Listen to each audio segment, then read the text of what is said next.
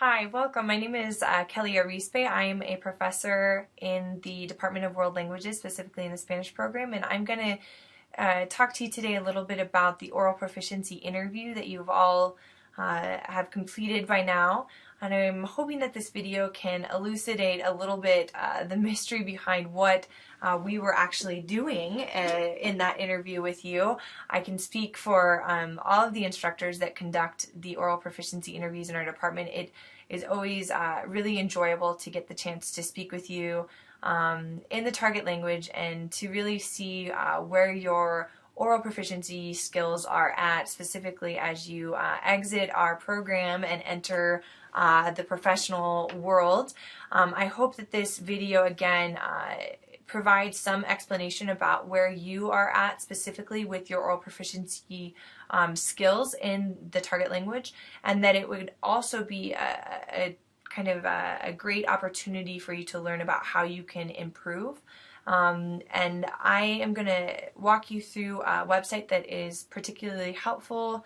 I'm on the main website for the American Council on the Teaching of Foreign Languages, which is, for those of you that may or may not know, this body sets the national standards for foreign languages in the U.S., obviously, and I am looking specifically at the proficiency guidelines. It says here for 2012, but they're still relevant, obviously, for 2013. You can see here in this left column, if you would like or prefer to read in the target language about these guidelines, you can click on, we have it in Spanish. It exists also in French. And then it also, I'm sorry for our German students, it doesn't offer any explanation in the target language in German, so I apologize for that. Obviously, since this video is directed to all of our students, I'm going to continue speaking in English, and I'm going to access the explanations under the English heading. The information is the same for all of the languages. It just depends on which explanation you prefer. You can see that obviously we are going to be honing in on the speaking side of things, but I wanted to first show you that when we talk about proficiency, whether it's speaking, writing, listening, or reading, the national standards gives us this inverted pyramid here as kind of a visual for you to understand the challenges associated with each level. Obviously, at the novice level, the growth that we expect is a lot smaller, a lot more limited than the type or the range of language that's expected at the superior level. And with each level, that range grows. And so what we often see is that in the first year, students move pretty quickly. At the novice level, they move up.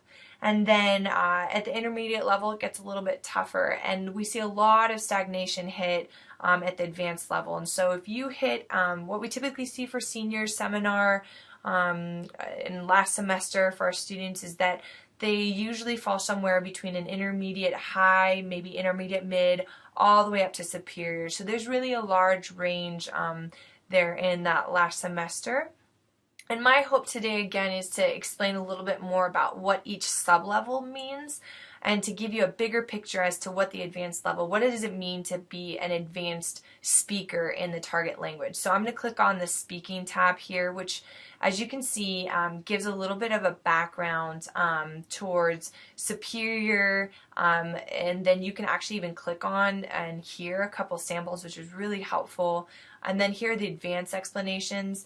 And then most of you probably, again, would have hit within a sub-level, and so you can read specifically what an advanced high, advanced mid, advanced low, intermediate high, intermediate mid type of speaker, as well as superior, obviously, speaker can do. To give you a little bit of an understanding, an advanced level speaker we look for a few things. Mostly we want to see that you're able to speak in the target language at the paragraph length. And so an intermediate speaker can give nice sentences, can create with the language, but not really able to narrate a story, not really able to talk at length about anything. And so we want to see that at the advanced level, that you're able to talk in a paragraph, a nice paragraph, that it's cohesive, and that when it comes to accuracy, that you're not making any pattern of errors. And so, and it looks different, obviously, at every sublevel. I'll let you read about the different sublevel as it pertains to you specifically. If you hit it at advanced low, make sure you read the description for advanced mid so you know what your goals are as you leave our program, and hopefully this will be a great challenge for you about how to improve. The other thing, most of you would have definitely been probed in the interview to have to narrate something in the past. It's really important at the advanced level that you're able to communicate at the paragraph length in the past, in the present, as well as the future. And so that's something that we would have challenged you with. Maybe I asked all of my students to tell me about a specific event that happened in the past or at their workplace. And then also too, I would have asked them to hypothesize about something in the future.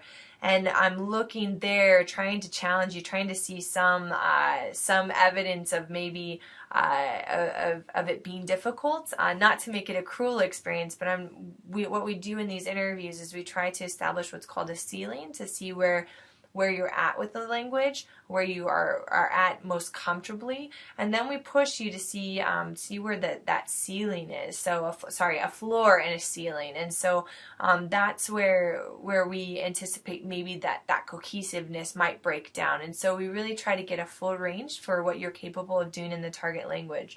As far as the superior level goes, superior has less to do with linguistic capabilities, and what enters then there is more of a structured argument, and that means that native speakers don't always necessarily reach the superior, and second language learners often do. So it really doesn't have to do so much. An advanced high speaker usually has a very, very high level when it comes to the linguistic aspects of speaking, but you can read here that narrations are lengthy, they're coherent, they have a lot of ease, fluency, and accuracy. But the most important thing here is that at the superior level, you're probed with a lot of abstract, hypothetical, social, and political issues, and there must be a structured argument to support your opinions. And also you have to speak at a very advanced superior level, obviously, because you have to develop hypotheses to explore alternative possibilities. So that's something that we would have probed and tried to see if you were capable of that.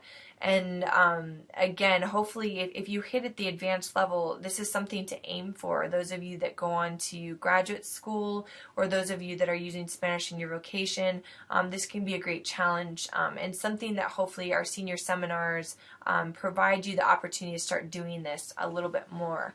I'm trying to think of what else might be relevant or helpful for you. Please feel free to stop by my office. My office hours this semester are on Tuesdays from 2 to 4. I'd be happy to speak with any of you about your OPI experience, or help maybe explain a little bit more about your level. And I'm sure your instructors that conducted the OPI would also be more than happy to do that for you. We're here to help you, and again, try to receive your rating as an opportunity for growth, and less as a criticism. We really want to give this to you as an opportunity to keep improving, and I hope that this website is helpful in doing that. So, direct any questions to us, and we'll be happy to help continue your learning process. Thanks so much.